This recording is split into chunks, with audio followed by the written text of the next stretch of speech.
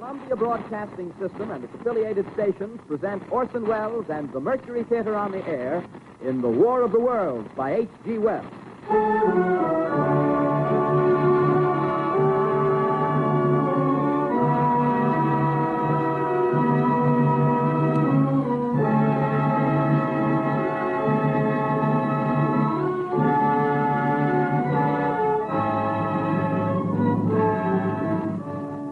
Ladies and gentlemen, the director of the Mercury Theater and star of these broadcasts, Orson Welles. We know now that in the early years of the 20th century, this world was being watched closely by intelligences greater than man's, and yet as mortal as his own. We know now that as human beings busied themselves about their various concerns, they were scrutinized and studied, perhaps almost as narrowly as a man with a microscope might scrutinize the transient creatures that swarm and multiply in a drop of water. With infinite complacence, people went to and fro over the earth about their little affairs, serene in the assurance of their dominion over this small, spinning fragment of solar driftwood, which by chance or design, man has inherited out of the dark mystery of time and space. Yet across an immense ethereal gulf, minds that are to our minds as ours are to the beasts in the jungle, intellects, vast, cool, and unsympathetic, regarded this earth with envious eyes and slowly and surely drew their plans against us. In the 39th year of the 20th century came the Great Disillusionment.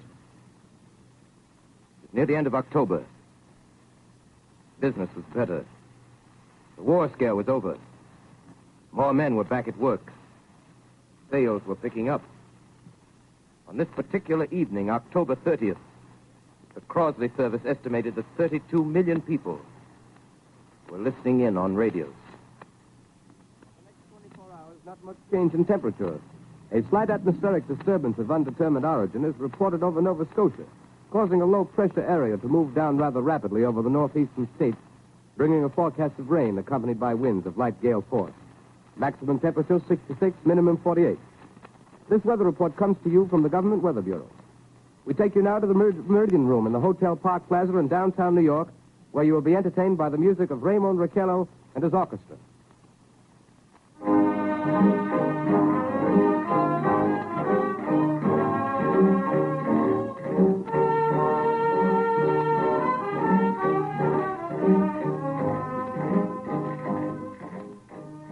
Good evening, ladies and gentlemen. From the Meridian Room in the Park Plaza Hotel in New York City, we bring you the music of Raymond Raquello and his orchestra.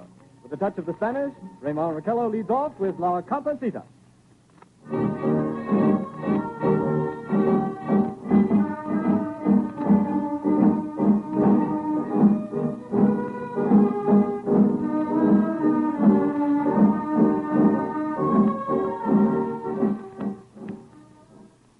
Ladies and gentlemen, we interrupt our program of dance music to bring you a special bulletin from the Intercontinental Radio News. At 20 minutes before 8 Central Time, Professor Farrell of the Mount Jennings Observatory, Chicago, Illinois, reports observing several explosions of incandescent gas occurring at regular intervals on the planet Mars. The spectroscope indicates the gas to be hydrogen and moving toward the Earth with enormous velocity. Professor Pearson of the observatory at Princeton confirms Farrell's observation and describes the phenomenon as, quote, like a jet of blue flame shot from a gun, unquote. We now return you to the music of Raymond Raquello, playing for you in the Meridian Room of the Park Plaza Hotel, situated in downtown New York.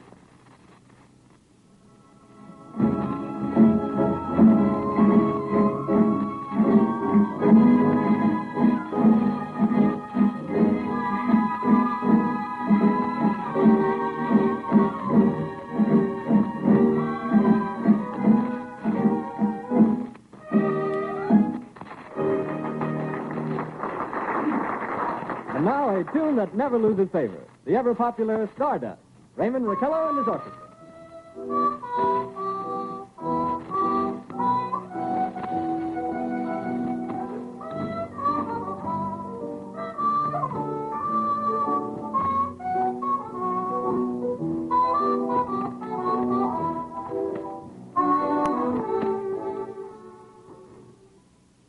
Ladies and gentlemen, following on the news given in our bulletin a moment ago, the Government Meteorological Bureau has requested the large observatories of the country to keep an astronomical watch on any further disturbances occurring on the planet Mars. Due to the unusual nature of this occurrence, we have arranged an interview with a noted astronomer, Professor Pearson, who will give us his views on this event. In a few moments, we will take you to the Princeton Observatory at Princeton, New Jersey. We return you until then to the music of Raymond Raquello and his orchestra.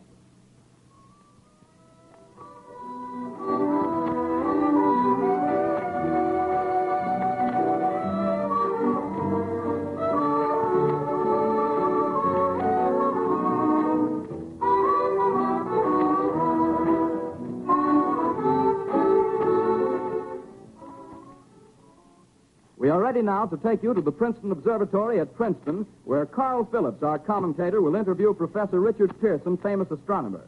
We take you now to Princeton, New Jersey.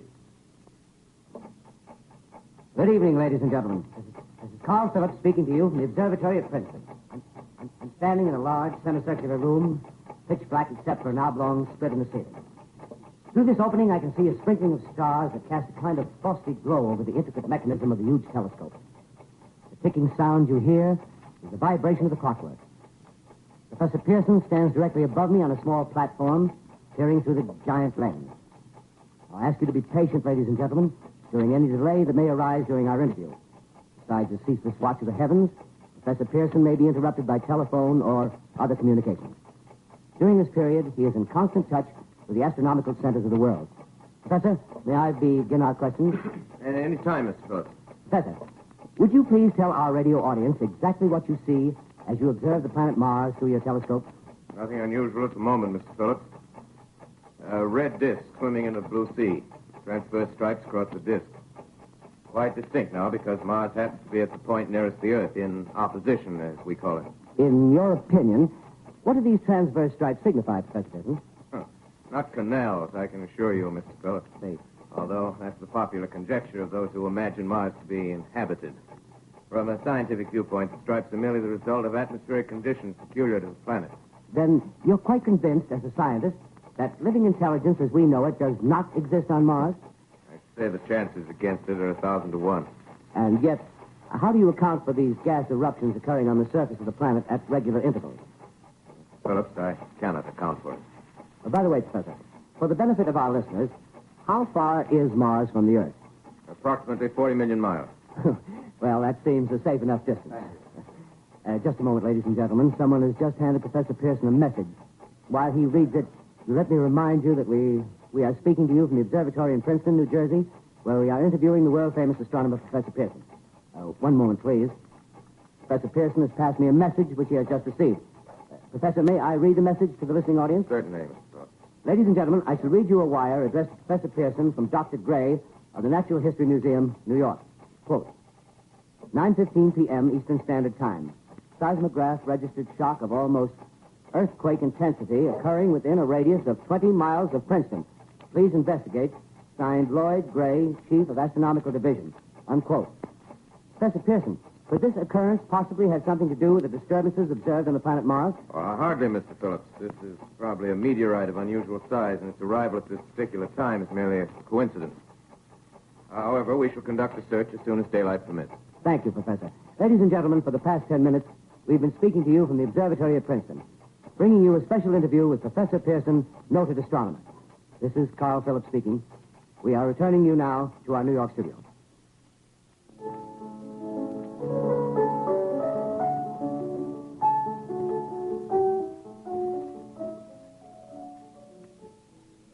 Ladies and gentlemen, here is the latest bulletin from the Intercontinental Radio News. Toronto, Canada. Professor Morse of Macmillan University reports observing a total of 3 explosions on the planet Mars between the hours of 7:45 p.m. and 9:20 p.m. Eastern Standard Time. This confirms earlier reports received from American observatories. Now, nearer home, comes a special bulletin from Trenton, New Jersey. It is reported that at 8:50 p.m., a huge flaming object, believed to be a meteorite, fell on a farm in the neighborhood of Grover's Mill, New Jersey, 22 miles from Trenton. The flash in the sky was visible within a radius of several hundred miles, and the noise of the impact was heard as far north as Elizabeth. We have dispatched a special mobile unit to the scene, and we'll have our commentator, Carl Phillips, give you a word picture of the scene as soon as he can reach there from Princeton. In the meantime, we take you to the Hotel Martinet in Brooklyn, where Bobby Millett and his orchestra are offering a program of dance music.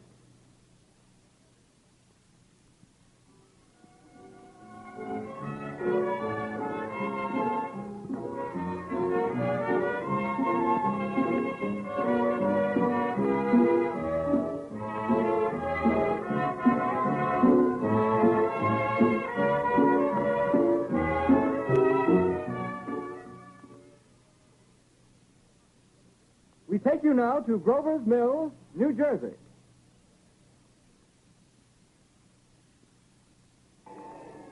Ladies and gentlemen, this is Carl Phillips again, out at the Wilmot Farm, Grover's Mill, New Jersey. Professor Pearson and myself made the 11 miles from Princeton in 10 minutes. Well, I hardly know where to begin. To paint for you a word picture of the strange scene before my eyes, like something out of a modern Arabian Night. Well, I just got here. I haven't had a chance to look around yet. I guess that's it. Yes, I guess that's the thing directly in front of me. Half buried in a vast pit. Must have struck with terrific force. The ground is covered with splinters of a tree. It must have struck on its way down. But I can see of the object itself doesn't look very much like a meteor. At least not the meteors I've seen. It looks more like a huge cylinder. Has a diameter of, what would you say, Professor Pearson? What's that? What would you say, what's the diameter of this? About 30 yards. About 30 yards. The metal on the sheath is, well, I've never seen anything like it. The color is sort of yellowish white. Its curious spectators now are pressing close to the object in spite of the efforts of the police to keep them back. Getting in front of my line of vision. Would you mind standing one side, please? While the policemen are pushing the crowd back. Here's Mr. Wilmot, owner of the farm here. He may have some interesting facts to add. Mr. Wilmot, would you please tell the radio audience as much as you remember of this rather unusual visitor that dropped in your backyard? Step closer, please. Ladies and gentlemen, this is Mr. Wilmot. Well, I was listening to the radio. Closer and louder, please. Pardon me? Louder, please, closer. Yes. I was listening to the radio and kind of drowsing. That professor fellow was talking about Mars, so I was half dozing and half... Yes, Mr. Wilmot, and then what happened? Well, as I was saying, I was listening to the radio, kind of halfway. Yes, Mr. Wilmot, and then you saw something. Well, not first off. I heard something. And what did you hear? A hissing sound like this. Kind of like a 4th of July rocket. Yes, then what? I turned my head out the window and would have sworn I was asleep and dreaming. Yes? I seen a kind of greenish streak and then zingo. Something smacked the ground, knocked me clear out of my chair. Well, were you frightened, Mr. Wilmot? Well, I ain't quite sure. I reckon I was kind of riled. Well, thank you, Mr. Wilmot. Thank you very much. Yeah, you want me to tell No, that's some quite more? all right. That's plenty. Ladies and gentlemen, you've just heard Mr. Wilmot, owner of the farm where this thing has fallen. I wish I could convey the atmosphere, the background of this fantastic scene. Hundreds of cars are parked in a field in back of us, and the police are trying to rope off the roadway leading into the farm, but it's no use. They're breaking right through. The car's headlights throw an enormous spotlight on the pit where the object's half buried. Now, some of the more daring souls now are venturing near the edge. Their silhouettes stand out against the metal sheen. One man wants to touch the thing. He's having an argument with the policeman. Now, the policeman wins. Now, ladies and gentlemen, there's something I haven't mentioned in all this excitement, but it's becoming more distinct. Perhaps you've caught it already on your radio. Listen, please. Do you hear it? It's a curious humming sound that seems to come from inside the object. I'll move the microphone nearer. Here. Now, we're not more than 25 feet away. Can you hear it now? Professor Pearson, Yes, Mr. can you tell us the meaning of that scraping noise inside the thing? Possibly the unequal cooling of its surface. I say, do you still think it's a meteor, Professor? I don't know what to think. The metal casing is definitely extraterrestrial. Not found on this Earth. Friction with the Earth's atmosphere usually tears holes in a meteorite. This thing is smooth, and you can see its cylindrical Just a minute. shape. Something's happening. Ladies and gentlemen, this is terrific. This end of the thing is beginning to flake off. The top is beginning to rotate like a screw, and the thing must be hollow. Keep those men back. Keep back there. Keep those idiots back. Ladies, off. The top blew. Look out there. Stand back. ladies and gentlemen, this is the most terrifying thing I've ever witnessed. Wait a minute. Someone's crawling out or something. I can see turning out of that black hole through luminous discs. The eyes, it might be a face, might be almost... Good heavens, something wriggling out of the shadow like a gray snake. Now it's another one, and another one, and another one. They look like tentacles to me. Oh, yeah, I can see the thing's body. Now it's large. It's as large as a bear. It glistens like wet leather, but that face, ladies and gentlemen, it's indescribable. I can hardly force myself to keep looking at it. It's so awful. The eyes are black, and they gleam like a serpent. The mouth is kind of V-shaped with saliva dripping from its rimless lips that seem to quiver and pulsate. And the monster, or whatever it is, can hardly move. It seems weighed down by possibly gravity or something. The thing's rising up now, and the crowd falls back. There's seen plenty. The most extraordinary experience, ladies and gentlemen. I can't find words. Well, I'll pull this microphone with me as I talk. I'll have to stop the description until I can take a new position. Hold on, will you, please? I'll be right back in a minute.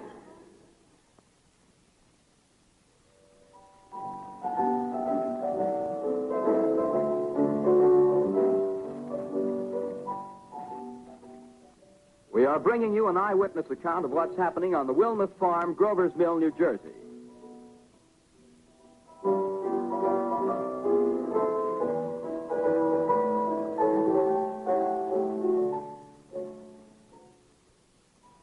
We now return you to Carl Phillips at Grover's Mill. Ladies and gentlemen, am I on? Ladies and gentlemen, here I am, back of a stone wall that adjoins Mr. Wilmuth's garden. From here, I get a sweep of the whole scene. I'll give you every detail as long as I can talk and as long as I can see. More state police have arrived. They're drawing up a cordon in front of the pit. About 30 of them. No need to push the crowd back now. They're willing to keep their distance. The captain conferring with someone. Can't quite see who. Oh, yes, I believe it's Professor Pearson. Yes, it is. Now they've parted, and the professor moves around one side, studying the object while the captain and two policemen advance with something in their hands. I can see it now. It's a white handkerchief tied to a pole. Flag of truce. If those creatures know what that means, what anything means. Wait a minute, something's happening. Humped shape is rising out of the pit. I can make out a small beam of light against a mirror. What's that? There's a jet of flame springing from the mirror, and it leaps right at the advancing men. It strikes them head on. Lord, they're turning into flames. Oh, the whole field's caught up by the woods, the barns, the gas tanks of the automobiles spreading everywhere. It's coming this way now, about 20 yards to my right.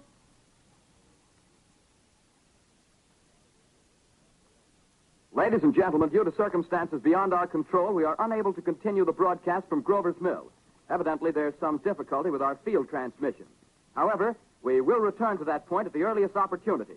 In the meantime, we have a late bulletin from San Diego, California. Professor Indelkoffer, speaking at a dinner of the California Astronomical Society, expressed the opinion that the explosions on Mars are undoubtedly nothing more than severe volcanic disturbances on the surface of the planet. We continue now with our piano interlude.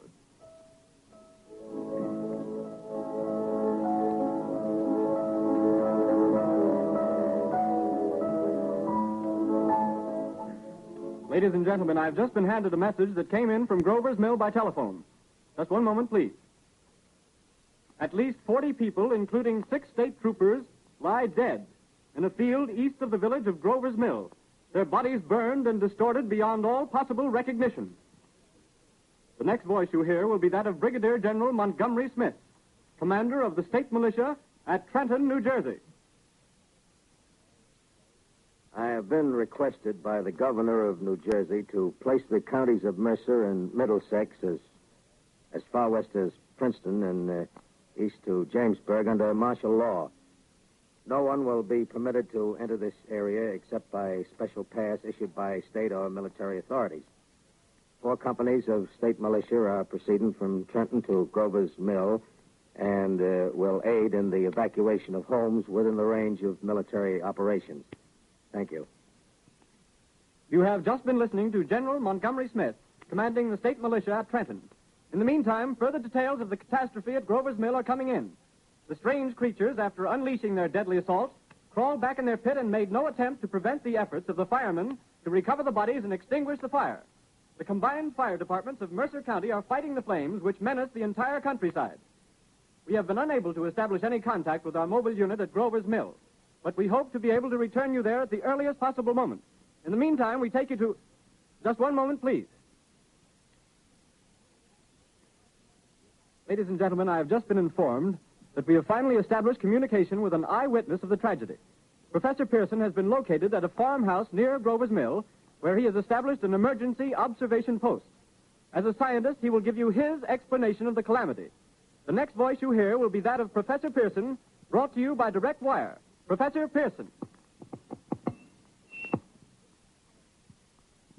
Of the creatures in the rocket cylinder at Grover's Mill, I can give you no authoritative information, either as to their nature, their origin, or their purposes here on Earth.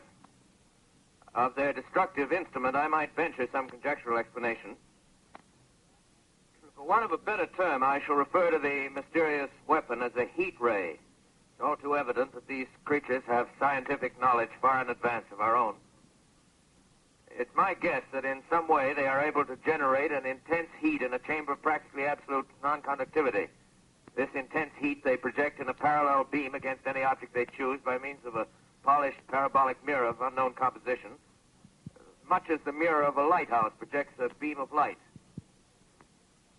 That is my conjecture of the origin of the heat ray. Thank you, Professor Pearson. Ladies and gentlemen, here is a bulletin from Trenton. It is a brief statement informing us that the charred body of Carl Phillips has been identified in a Trenton hospital. Now, here's another bulletin from Washington, D.C. The Office of the Director of the National Red Cross reports 10 units of Red Cross emergency workers have been assigned to the headquarters of the state militia, stationed outside of Grover's Mill, New Jersey. Here's a bulletin from State Police, Princeton Junction. The fires at Grover's Mill and vicinity are now under control. Scouts report all quiet in the pit, and there is no sign of life appearing from the mouth of the cylinder. Now, ladies and gentlemen, we have a special statement from Mr. Harry McDonald, Vice President in charge of operations. We have received a request from the state militia of Trenton to place at their disposal our entire broadcasting facilities. In view of the gravity of the situation, and believing that radio has a responsibility to serve in the public interest at all times, we are turning over our facilities to the state militia at Trenton. We take you now to the field headquarters of the state militia near Grover's Mill, New Jersey. This is Captain Lansing of the Signal Corps, attached to the state militia, now engaged in military operations in the vicinity of Grover's Mill. Situation arising from the reported presence of certain individuals of unidentified nature is now under complete control. The cylindrical object, which lies in a pit directly below our position, surrounded on all sides by 8 battalions of infantry, without heavy field pieces, but adequately armed with rifles and machine guns. All cause for alarm, if such cause ever existed, is now entirely unjustified. Things, whatever they are, do not even venture to poke their heads above the pit. I can see their hiding place plainly in the glare of the searchlights here. With all their reported resources, these creatures can scarcely stand up against heavy machine gun fire. Anyway, it's an interesting outing for the troops. I can make out their khaki uniforms crossing back and forth in front of the lights. Looks almost like a real war. There appears to be some slight smoke in the woods bordering the Millstone River, probably fire started by campers. Well, we ought to see some action soon. One of the companies is deploying on the left flank. A quick thrust and it'll all be over. Now, wait a minute. I see something on top of the cylinder. No, it's nothing but a shadow. Now the troops are on the edge of the Wilmot Farm. 7,000 armed men closing in on an old metal tube. A tub, rather. Well, wait, that wasn't a shadow. It's something moving. Solid metal, kind of a shield-like affair rising up out of the cylinder. It's going higher and higher. What? It's standing on legs, actually rearing up on a sort of metal framework. Now it's reaching above the trees, and the searchlights are on it. Hold on.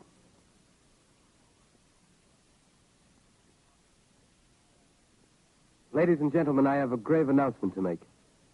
Incredible as it may seem, both the observations of science and the evidence of our eyes lead to the inescapable assumption that those strange beings who landed in the Jersey farmlands tonight are the vanguard of an invading army from the planet Mars.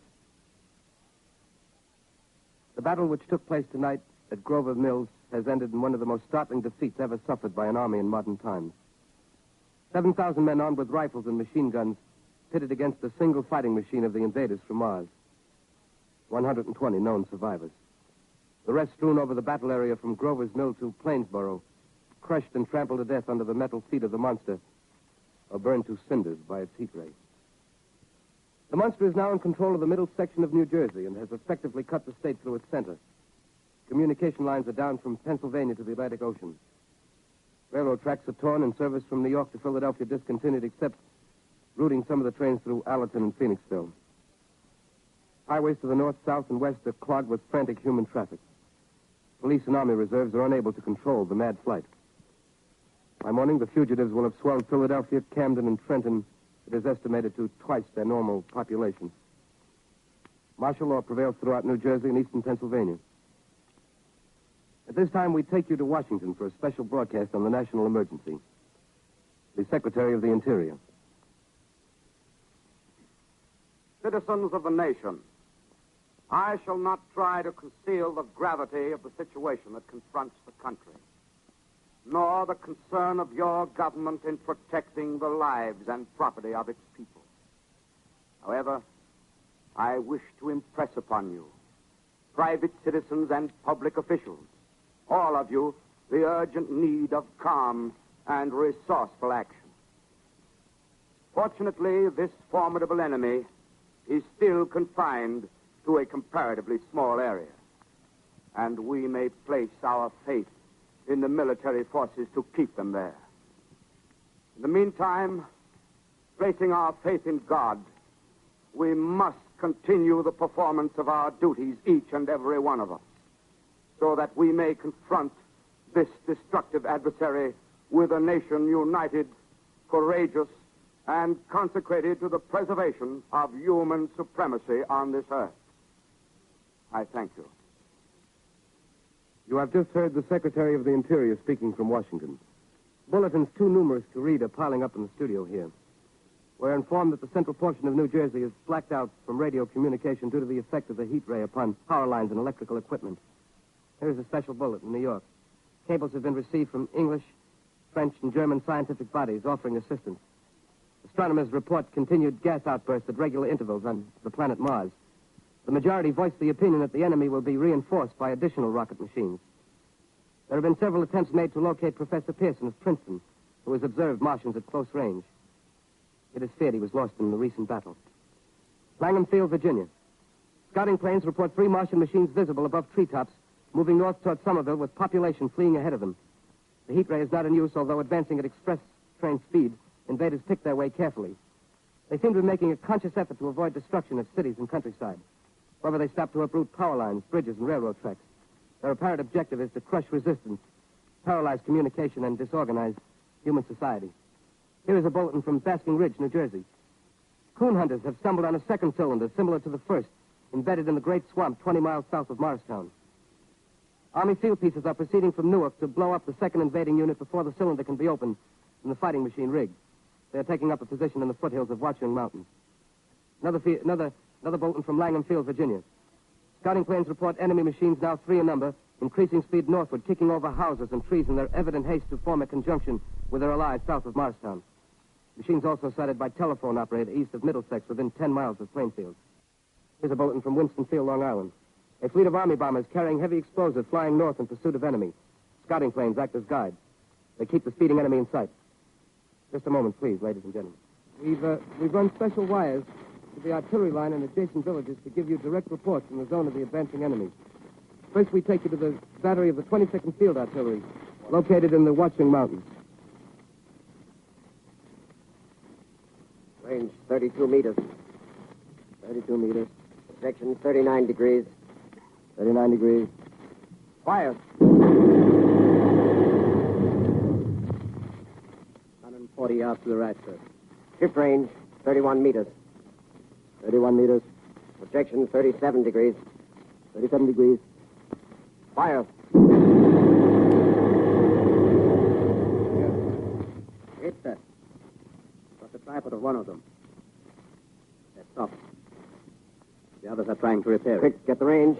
Ship 30 meters. 30 meters. Projection 27 degrees. 27 degrees. Fire.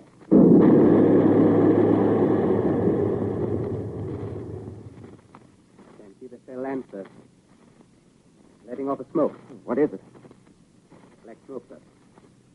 Moving this way. Lying close to the ground. Moving fast. Put on gas masks. Get ready to fire. Ship to 24 meters. 24 meters. Projection 24 degrees. 24 degrees. Fire.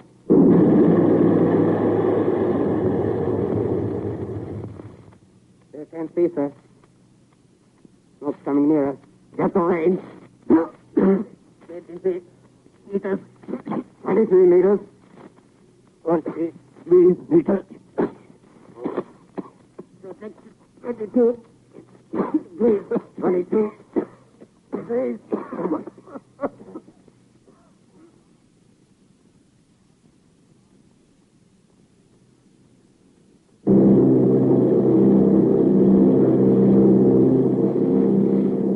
Army bombing plane B-843 off Bayonne, New Jersey. Lieutenant Boat, commanding 8 bombers, reporting to Commander Fairfax, Langham Field.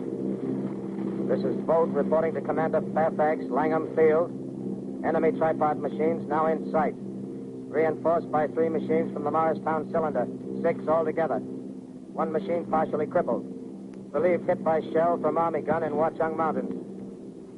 Guns now appear silent. A heavy black fog hanging close to the earth of extreme density, nature unknown. No sign of heat ray. Enemy now turns east, crossing Passaic River into the Jersey marshes. Another straddles the Pulaski Skyway. Evident objective is New York City. They're pushing down a high-tension power station. The machines are close together now, and we're ready to attack. Planes circling, ready to strike. 1,000 yards, and we'll be over the first.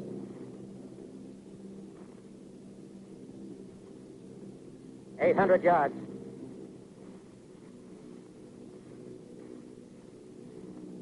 $600.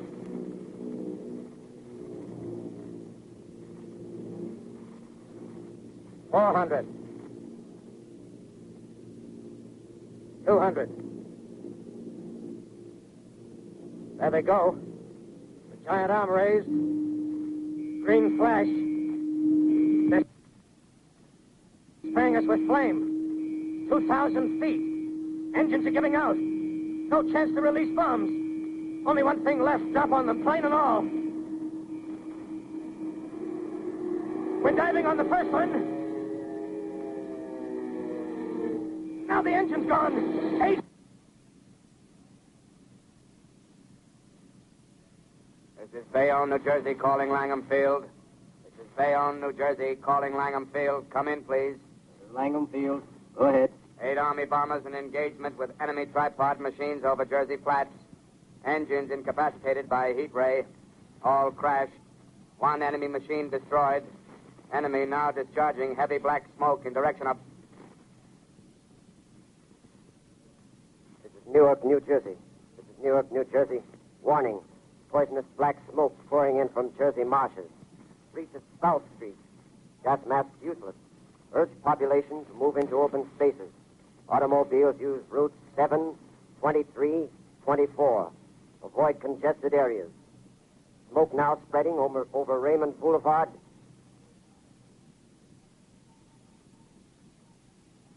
X2L calling CQ, 2X2L calling CQ, 2X2L calling 8X3R. Come in, please. This is 8X3R coming back at 2X2L. How's reception?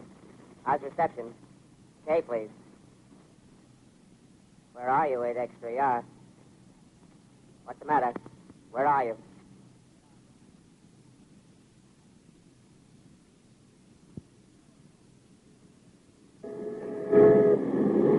I'm speaking from the roof of Broadcasting Building. I'm speaking from the roof of Broadcasting Building, New York City. The bells you hear are ringing to warn the people to evacuate the city as Martians approach. Estimated in the last 2 hours, 3 million people have moved out along the roads to the north. Hutchison River Parkway is still kept open for motor traffic. Avoid bridges to Long Island, hopelessly jammed. All communication with Jersey Shore closed 10 minutes ago. No more defenses. Our army is wiped out. Artillery, Air Force, everything wiped out. This may be the last broadcast. We'll stay here to the end. People are holding service here below us in the cathedral.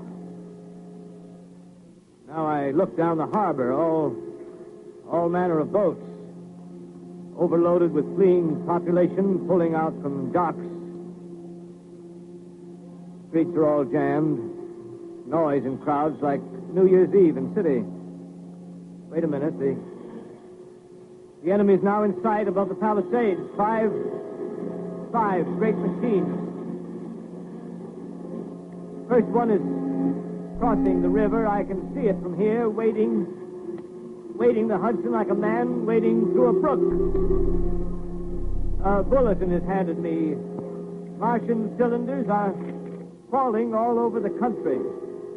One outside of Buffalo, one in Chicago, St. Louis. Seem to be timed in space.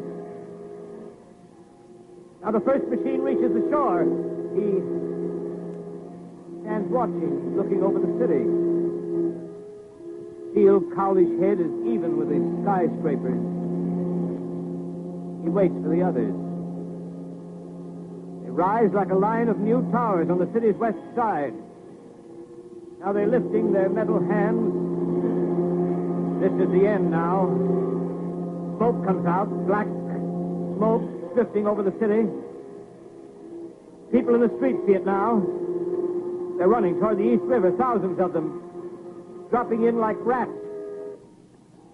Now the smoke's spreading faster. It's reached Times Square. People are trying to run away from it, but it's no use. They're falling like flies.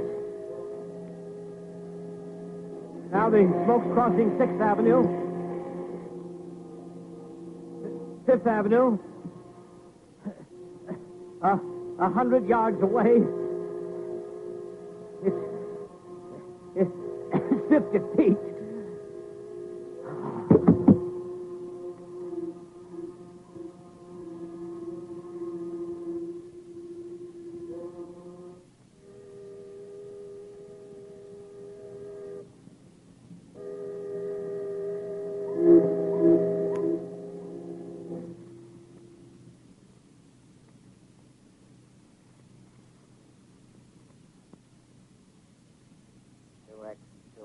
Calling CQ.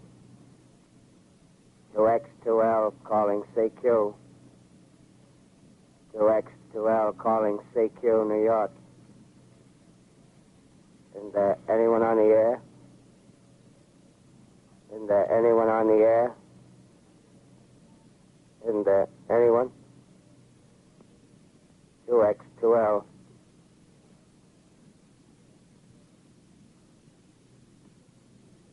You are listening to a CBS presentation of Orson Welles and the Mercury Theater on the Air in an original dramatization of The War of the Worlds by H.G. Wells. The performance will continue after a brief intermission. This is the Columbia Broadcasting System. The War of the Worlds by H.G. Wells, starring Orson Welles and the Mercury Theater on the Air.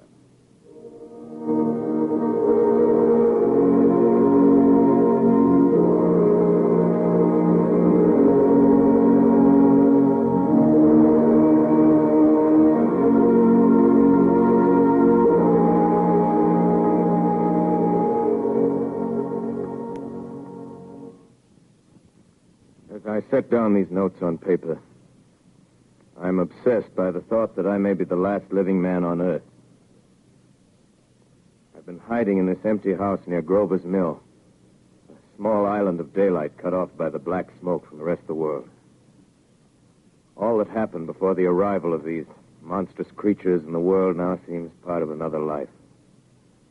A life that has no continuity with the present. Furtive existence of the lonely derelict who pencils these words on the back of some astronomical notes bearing the signature of Richard Pearson.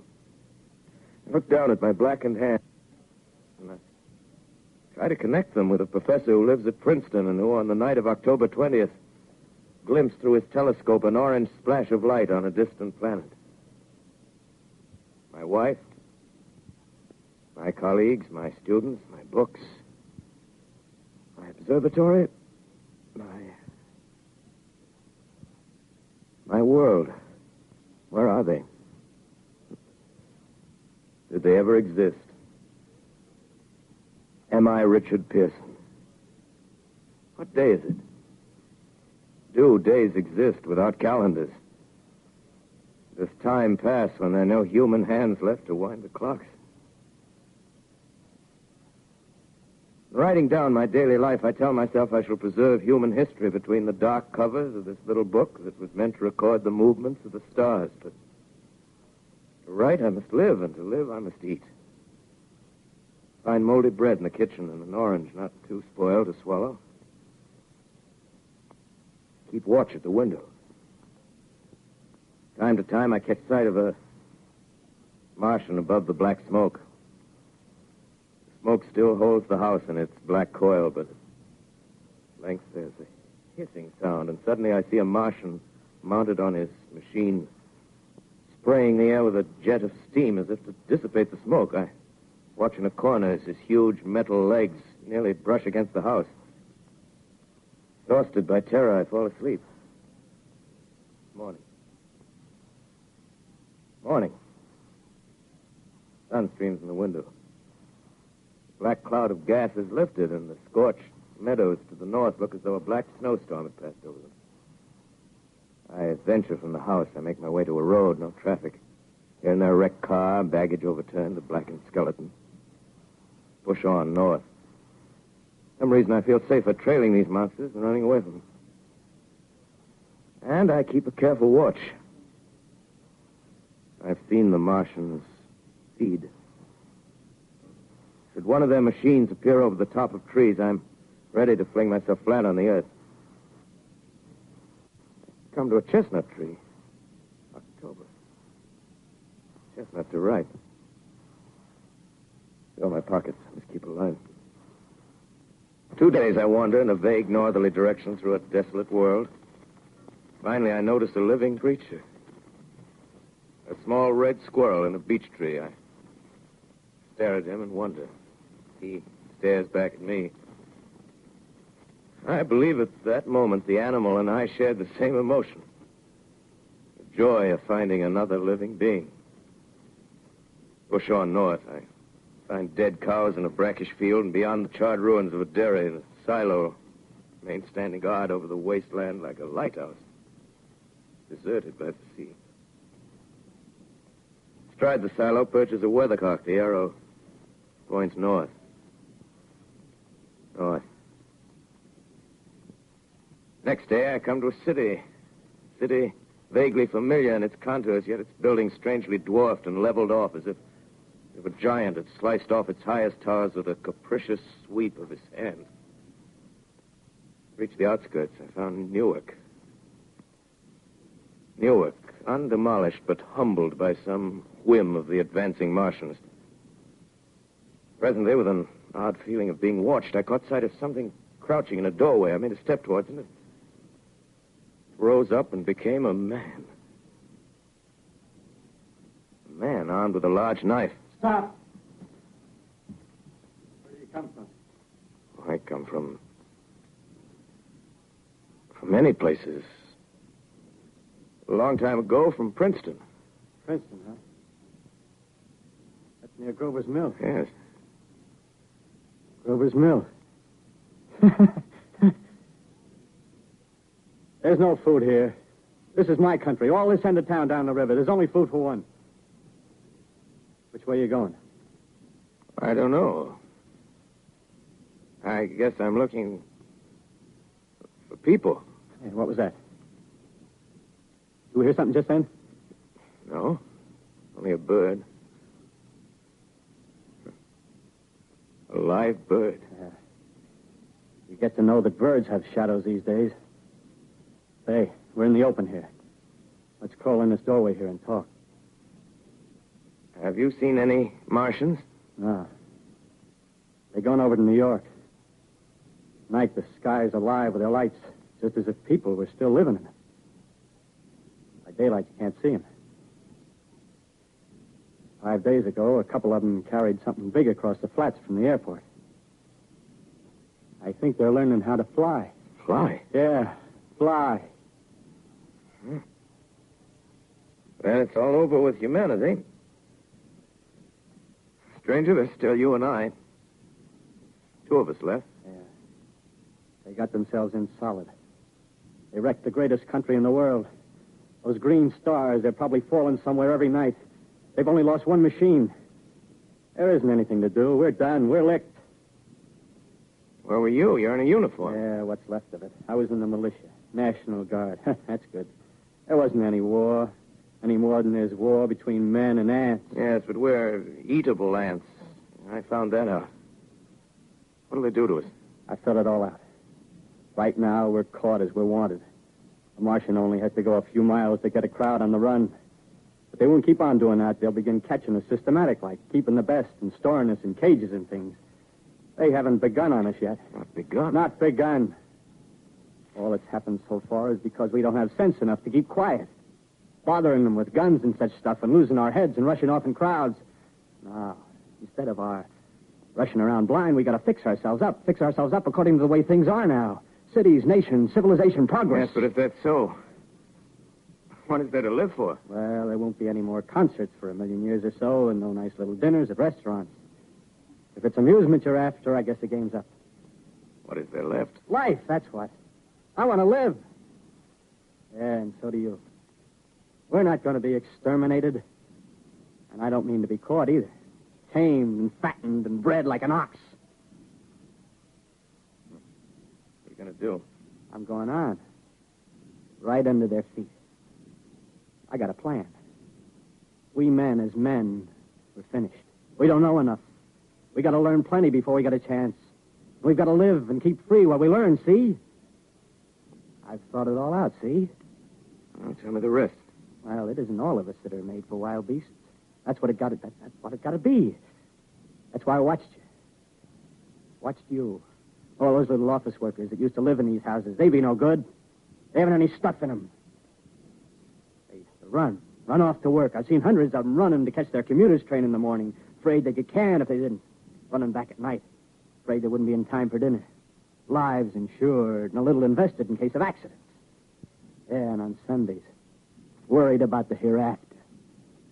Well, the Martians, they'll be a godsend for those guys. Nice roomy cages, good food, careful breeding, no worries. Yeah, after a week or so of chasing around the fields on empty stomachs, they'll come and be glad to be caught. You've thought it all out, haven't you? Sure, you bet I have. That isn't all. These Martians are going to make pets of some of them. Train them to do tricks. Who knows, get sentimental over the pet boy who grew up and had to be killed. Yeah, and some maybe. They'll train to hunt us. Oh, no, it's impossible. Yes, they will.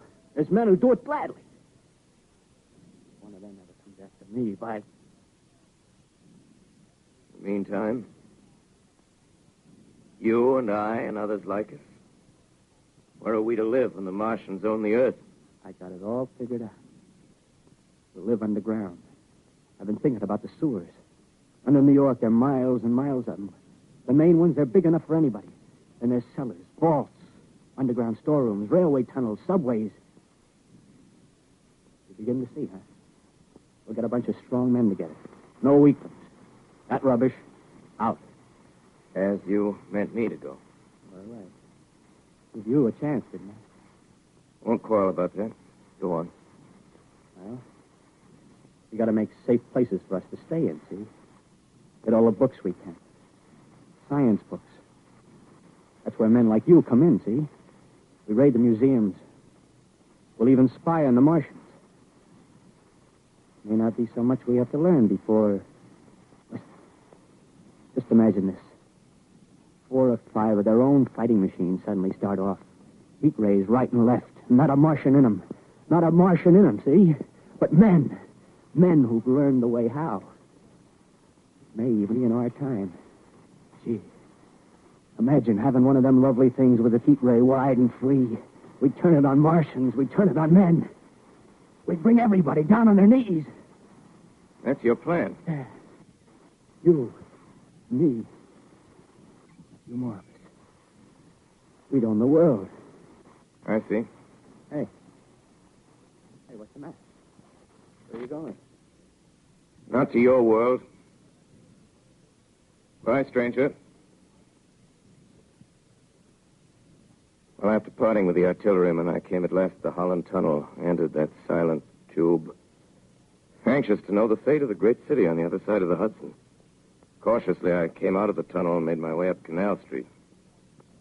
Reached 14th Street, and there again were black powder and several bodies and an evil, ominous smell from the gratings of the cellars of some of the houses. I wandered up through the 30s and 40s, stood alone on Times Square. Caught sight of a lean dog running down 7th Avenue with a piece of dark brown meat in his jaws and a pack of starving mongrels at his heels. Made a wide circle around me as though he feared I might prove a fresh competitor. Walked up Broadway in the direction of that strange powder, past silent shop windows, displaying their mute wares to empty sidewalks. Past the Capitol Theater, silent, dark. Past a shooting gallery where a row of empty guns faced an arrested line of wooden ducks. Near Columbus Circle, I noticed models of 1939 motor cars in the showrooms facing empty streets. Over the top of the General Motors building, I watched a flock of black birds circling in the sky.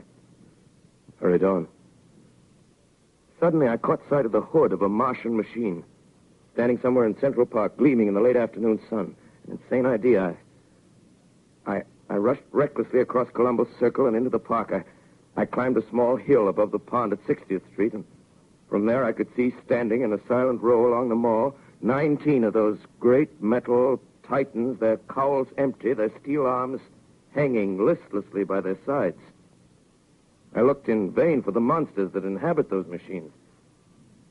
Suddenly, my eyes were attracted to the immense flock of black birds that hovered directly below me. They circled to the ground. And there before my eyes, stark and silent, lay the Martians with the hungry birds pecking and tearing brown shreds of flesh from their dead bodies. Later, when their bodies were examined in laboratories, it was found that they were killed by the putrefactive and disease bacteria against which their systems were unprepared. Slain, after all, man's defenses had failed by the humblest thing that God, as wisdom, has put upon this earth. Before the cylinder fell, there was a general persuasion that through all the deep of space, no life existed beyond the petty surface of our minute sphere. Now we see further. Dim and wonderful is the vision I've conjured up in my mind of life spreading slowly from this little seedbed of the solar system throughout the inanimate vastnesses of sidereal space. But a remote dream, maybe. Maybe that the destruction of the Martians is only a reprieve to them and not to us. The future ordained, perhaps. Strange it now seems to sit in my peaceful study at Princeton, writing down this last chapter of the record, begun at a deserted farm in Grover's Mill. Strange to watch children playing in the streets. Strange to see young people strolling on the green where the new spring grass heals the last black scars of a bruised earth. Strange to watch the sightseers enter the museum where the dissembled parts of a Martian machine are kept on public view. Strange when I recall the time when I first saw it. Bright and clean-cut, hard, and silent under the dawn of that last great day.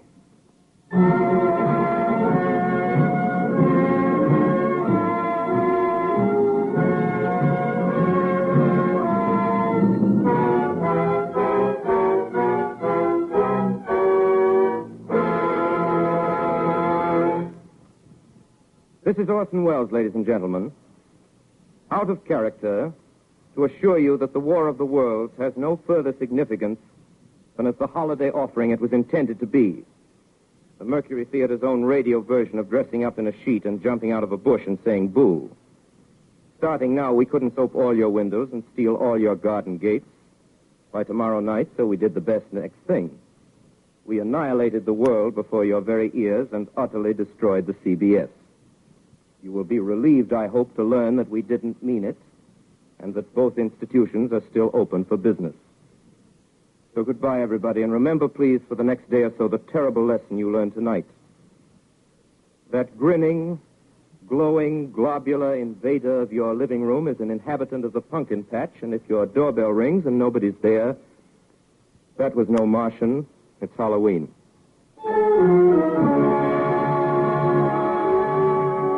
Tonight, the Columbia Broadcasting System and its affiliated stations coast to coast has brought you The War of the World by H.G. Wells, the 17th in its weekly series of dramatic broadcasts featuring Orson Welles and the Mercury Theater on the air.